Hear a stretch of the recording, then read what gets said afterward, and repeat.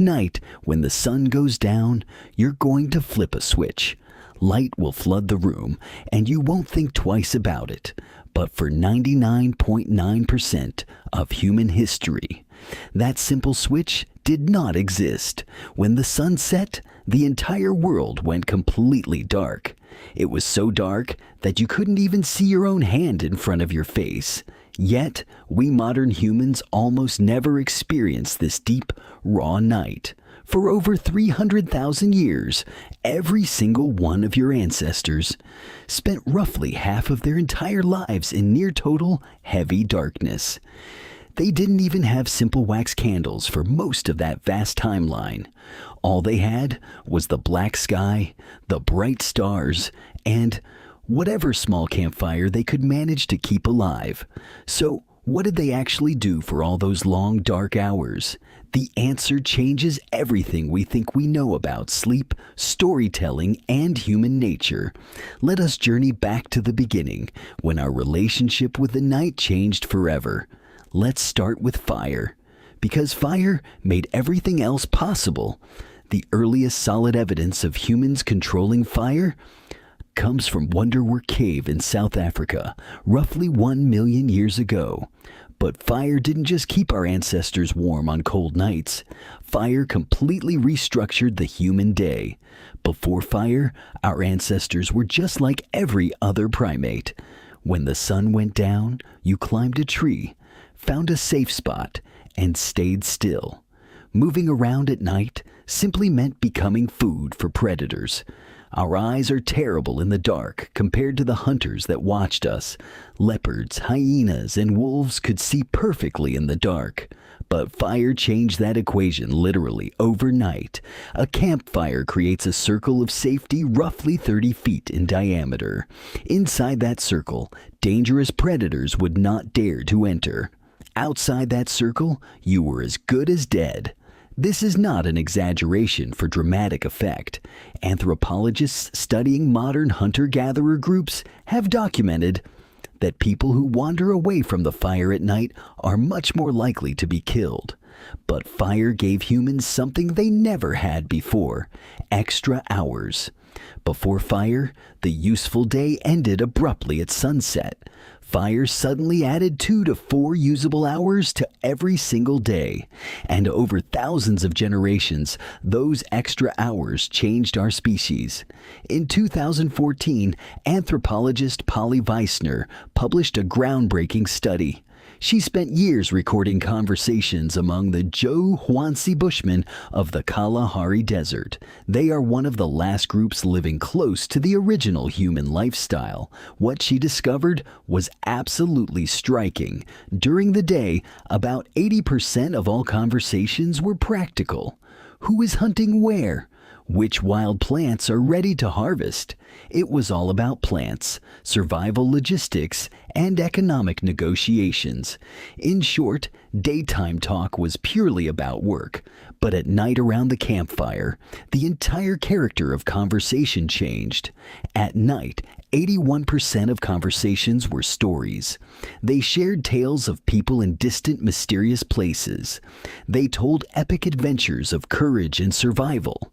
They spoke of deep myths about the very origins of the world, and they shared hilarious jokes that made the whole camp laugh together. Wiesner argued that this firelit conversation is where human culture was born. The campfire was the original theater. It was the original classroom and the original church. It's where humans learned to think beyond the immediate present. It is where we learned to imagine things that don't even exist yet. It's where we became us. But the ancient night wasn't just about sharing stories around the fire. There was something else happening, something scientists only rediscovered in the last 30 years. And it starts with a truth you might find hard to believe. You were not designed to sleep the way you sleep right now. In 2001, historian Roger Ekirch published a paper that shook sleep science. He had spent 16 long years digging through ancient historical records, and he found something absolutely nobody expected. over 500 historical references spanning across centuries, from medieval prayer books written in the 1400s to court records, personal diaries, medical texts, and even classic passages in Homer's ancient Greek epic, the Odyssey. All of them casually mention the exact same routine, something called first sleep and second sleep. Before the industrial age, humans did not sleep in one single continuous block. Instead, people went to bed shortly after sunset and slept for about 4 hours. Then, they woke up naturally in the middle of the night. They stayed completely awake for 1 to 2 hours in the quiet dark. Then, they went back to sleep for another 4 hours until dawn. This midnight wakefulness wasn't insomnia. It was completely normal. This was how every human on Earth slept for thousands of years. And what did they actually do during this midnight awake window? The answer is pretty much everything.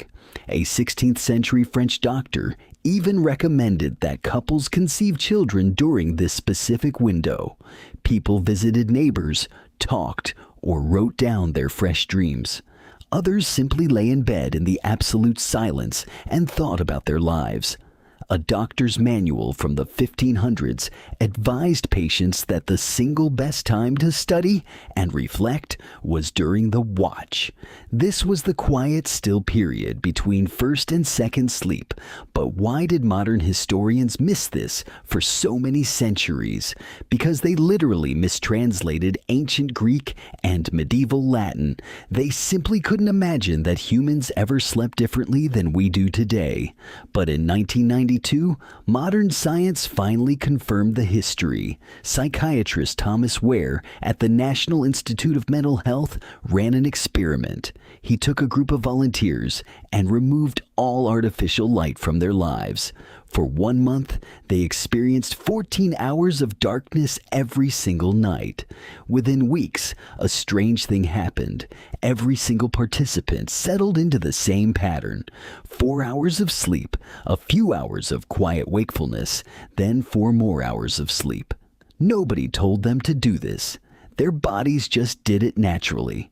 It was as if an ancient genetic program had been waiting inside them all along, buried deep under centuries of artificial light. But that wasn't all. Ware measured their hormone levels during this wakeful period. He found something truly remarkable. They were in a state unlike any normal waking state. Their brains were producing highly elevated levels of prolactin. This is the exact same hormone released during deep meditation. Participants described feeling incredibly peaceful, reflective, and calm. It wasn't just a gap in sleep. It was its own distinct state of consciousness, one that almost no modern human has ever experienced. So what killed this beautiful ancient state of mind? The answer is simpler than you think: light. In the 1600s, European cities began installing the very first street lamps. Paris was one of the first, under Louis XIV, who wanted to reduce crime. London quickly followed. The night, once a place of fear, became navigable. Then came cheaper candles, followed by gas lamps in the 1800s. Then, in 1879, Thomas Edison commercialized the electric light bulb. Within a single generation, the night as humans had known it was completely gone. And here is a fascinating detail that nobody talks about. The word curfew actually comes from the French couvre-feu. It literally translates to cover the fire. In medieval towns, a loud bell would ring at night, signaling everyone to put out their fires. This was because the night was supposed to be completely dark and safe. For most of history, walking outside after dark without a lantern was literally illegal. The night belonged only to criminals and the supernatural. But then, we conquered the night. We flooded it with electric light. We thought that this was progress. But look at what we lost. Modern humans are exposed to artificial light for 7 to 8 hours after sunset. This screen light suppresses your body's production of melatonin. When light hits your eyes at 11 p.m., your brain thinks it's daytime. It delays melatonin release and completely fragments your sleep, but researchers found that camping for just 1 week resets this cycle. Without artificial light, their bodies produced melatonin right at sunset. We eliminated an entire phase of human consciousness, and instead, we got insomnia. And we treat it like a disorder. But what if waking up at 2 a.m. is not your body malfunctioning? What if it's your body remembering what it was built to do? They lay there in silence, thinking about their lives, their dreams, and the world. We traded all of that for a light switch, and most of us never even knew it was gone.